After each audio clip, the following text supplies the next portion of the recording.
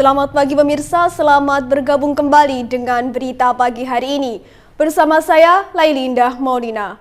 Dalam beberapa menit ke depan, kami akan membawakan sejumlah berita-berita terhangat. Di antaranya adalah Ketua Dewan Syuro Partai Umat, Amin Rais, turut mengomentari isu perpanjangan masa jabatan Presiden menjadi 3 periode.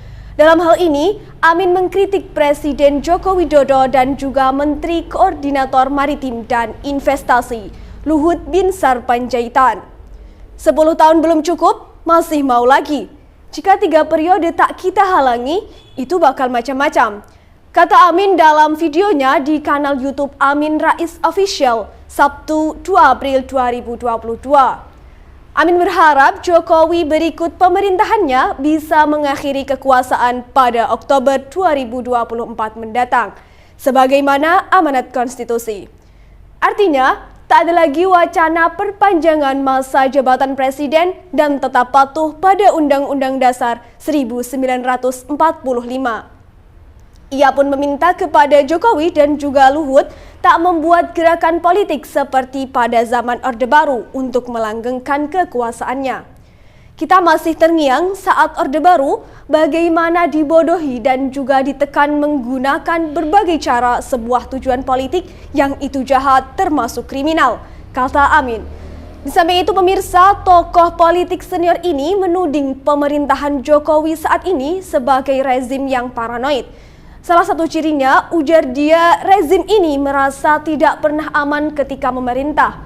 Kemudian menutupi kelemahannya itu dengan menggertak dan juga mengerahkan massa. Oleh karena itu, Amin menilai Jokowi tak kompeten sebagai pemimpin, karena tak tahu kapan harus mundur dari jabatannya sebagai presiden. Terlebih, konstitusi saat ini sudah jelas mengatur bahwa presiden hanya dipilih 2 kali saja. Terkait wacana 3 periode, Presiden Joko Widodo sudah sempat meminta kepada semua pihak untuk tetap patuh terhadap konstitusi. Yang namanya keinginan masyarakat, yang namanya teriakan-teriakan seperti itu kan sudah sering saya dengar. Tetapi yang jelas, konstitusi kita sudah jelas. Kita harus taat, harus patuh terhadap konstitusi, kata Jokowi 30 Maret 2022 lalu. Baiklah pemirsa, kita beralih ke berita selanjutnya.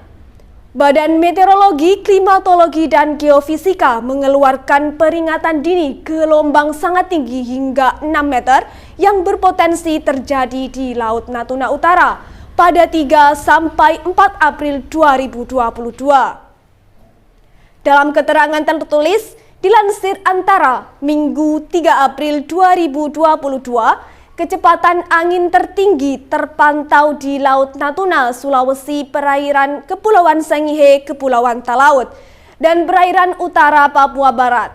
Gelombang ini kisaran lebih tinggi 2,50 sampai 4 meter berpeluang terjadi di perairan utara Kepulauan Anambas, Kepulauan Natuna, perairan Manokwari Biak, dan juga Samudra Pasifik Utara Biak Jayapura. BMKG menjelaskan faktor yang menyebabkan gelombang tinggi tersebut karena pola angin di wilayah Indonesia bagian utara dominan bergerak dari barat laut ke timur laut dengan kecepatan angin berkisar 5 sampai 25 knot.